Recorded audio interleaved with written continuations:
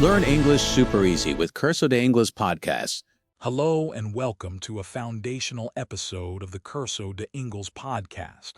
Today, we are focusing on the very first brick of your English house, the self-introduction.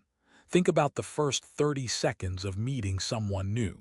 This is your golden window. If you sound confident in these first 30 seconds, the rest of the conversation becomes much easier. Many beginners make the mistake of thinking they need to tell their whole life story immediately. But a great introduction is actually like a simple, elegant recipe. It is about giving the right information in the right order. Today, Voice 2 and I are going to show you how to navigate the initial greeting, how to talk about your origin and your job without sounding like a robot, and how to avoid those small Spanglish errors that usually happen when we are nervous. We will move slowly, focusing on the clarity of your vowels and the rhythm of your sentences. By the end of this part, you will have a solid script that you can use at a party, in a job interview, or when meeting a new neighbor. Remember, you only get one chance to make a first impression, so let's make it count. I am so ready for this. Introductions are where I usually feel the most exposed. In my native language, I don't even think about it, I just smile and say my name. But in English, I feel like I am walking on thin ice.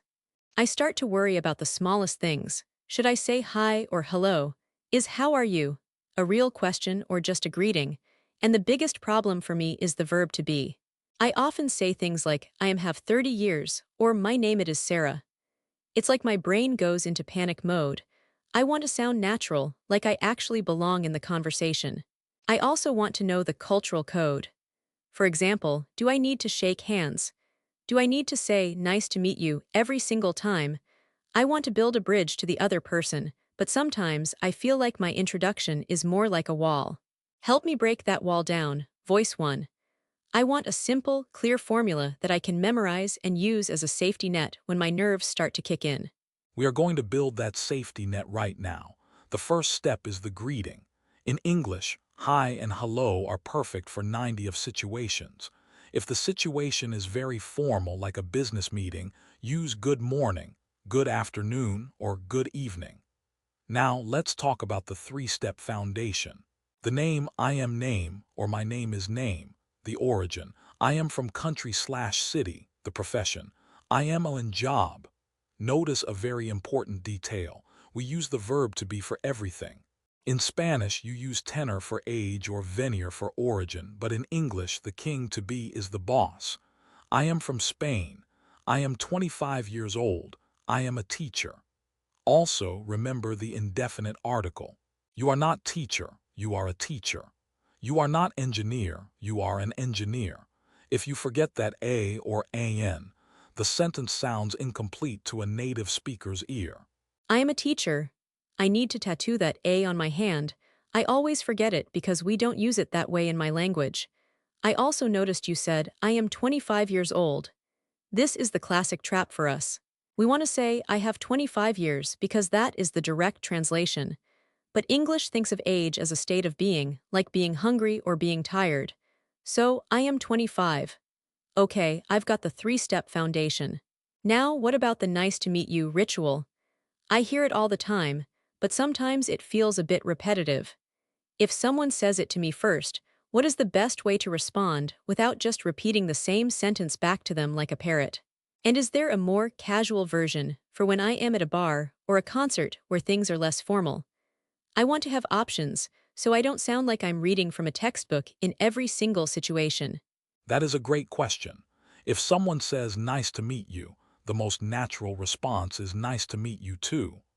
Just add that too at the end and you are perfect. Image illustrating the mirror effect in greetings. Nice to meet you too. If you want to sound a bit more advanced, you can say likewise or it's a pleasure. In casual situations, you can simply say great meeting you or good to meet you. Now here is a pro tip for your self-introduction. The follow-up question. A good introduction is a two-way street.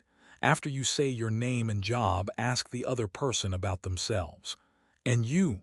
Or how about you? This takes the spotlight off you and shows that you are a good listener. Example, hi, I'm Leo. I'm a designer from Italy. What do you do? This small question at the end is the secret to a long, natural conversation. It prevents that awkward silence we talked about in previous episodes. And that is such a powerful little tool. It's like passing the ball back to the other player in a game of tennis. I've also noticed that people sometimes ask, "Where are you based?" instead of "Where are you from?" Is that the same thing? Does it mean where I live now or where I was born? I get confused when people use these variations of simple questions. I have my three-step script ready, but if they change the question, my brain starts to smoke. I want to be prepared for the different ways people ask about my life so I can react fast. Also, what about family? Should I mention if I am married or if I have kids in a first introduction? Or is that too much personal information for a first meeting? I don't want to make people uncomfortable. Where are you based? Specifically means, where do you live right now? You might be from Mexico, but you are based in London. It's a very common question in the professional world. Regarding family, the rule of thumb is, keep it simple unless they ask. In a business setting, you don't usually mention your marital status or your children in the first 30 seconds. But in a social setting like a dinner party, it's very normal. You can add a fourth step to your foundation. I live with my family in city, or I am married with 2 kids. In part 2, we are going to dive into the pro level, the elevator pitch. We will teach you how to introduce yourself in a way that people actually remember you. We will also talk about hobisho to describe what you do for fun without just saying, I like music, and how to handle the body language of a great introduction. Don't go anywhere, your new English identity is almost complete. Podcast script, how to introduce yourself, part 2/2 level, A1 A2 beginner topic. The elevator pitch, hobbies and interests, play go do, body language and the social exit. Format, turns 31 to 60, ultra extreme density, 600 plus words per turn. Welcome back to the second half of our intensive masterclass on self-introductions. In the first part, we built your 3-step foundation: greeting, name, origin, and profession. We covered the basic engine of the introduction, but now we are going to level up significantly. We are moving into what professional speakers call the elevator pitch. This is a term from the business world, but it is incredibly useful for everyone, from travelers to students. The concept is simple. Can you introduce yourself in the time it takes for an elevator to go from the first floor to the top floor? This is usually about 45 to 60 seconds. To do this effectively, you need to add the hook to your introduction. Instead of just saying, I am a programmer, which is a flat fact, you should say something like, I am a programmer, and I am currently building an app to help people find local hiking trails. This adds a specific piece of information that makes you memorable. It gives the other person a reason to ask a follow-up question. We also need to talk about hobbies. Beginners often say, I like music, or I like movies, but that is a conversation killer. To sound natural, you should use the phrase, I am really into, or I am a big fan of, and then add a specific detail. For example, I am really into cooking, especially spicy Thai food. Notice how that extra detail about Thai food makes the sentence much richer and allows the conversation to flow naturally into a discussion about food, travel, or restaurants. I am really into cooking, especially spicy Thai food. That sounds so much more fluent than just saying, my hobby is cooking. It feels like a real human being is talking, not a student reading from a dusty textbook. I love the idea of the hook. It is like giving the other person a handle to hold onto so they don't have to work so hard to keep the conversation alive. However, I have noticed that when I talk about my hobbies, I always get stuck with the verbs.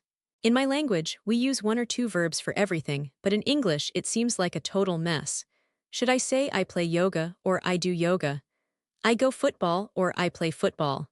It seems like every hobby has its own special verb that I have to memorize, and if I say the wrong one, I feel like everyone knows I am a beginner immediately. Is there a logical way to organize these verbs in my brain so I don't have to think for 10 seconds before I speak? Also, we need to talk about the physical side of things. When I am introducing myself, I am usually so focused on my grammar and my aesthetic rules that I forget about my body.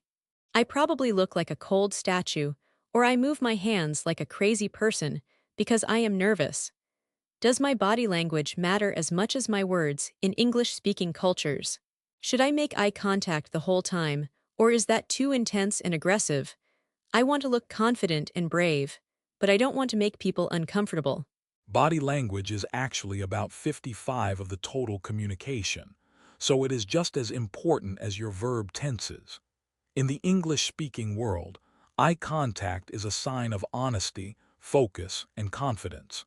You should aim for about 60 to 70 of the time enough to show you are listening, but not so much that it becomes an uncomfortable staring contest. A good trick is to look at one eye, then the other, then the mouth. It keeps your face moving and natural. Now, regarding your very important question about hobby verbs, there is a very simple category rule that will solve 95 of your problems. We use play for team sports, games with a ball, or anything with a competitive winner. I play football, I play tennis, or I play chess. We use go for activities that end in and usually involve moving from one place to another. I go swimming, I go running, or I go dancing. And we use do for individual activities, self-improvement, or martial arts that do not use a ball. I do yoga, I do karate, or I do aerobics. If you use the wrong verb like I play yoga, it sounds very strange and confusing to a native ear. But if you say, I do yoga 3 times a week, you sound linguistically accurate and organized. Remember to always add the frequency, how often you do itto, keep the flow going, and provide more information for the other person to catch. Play for balls, go for ing, do for individual.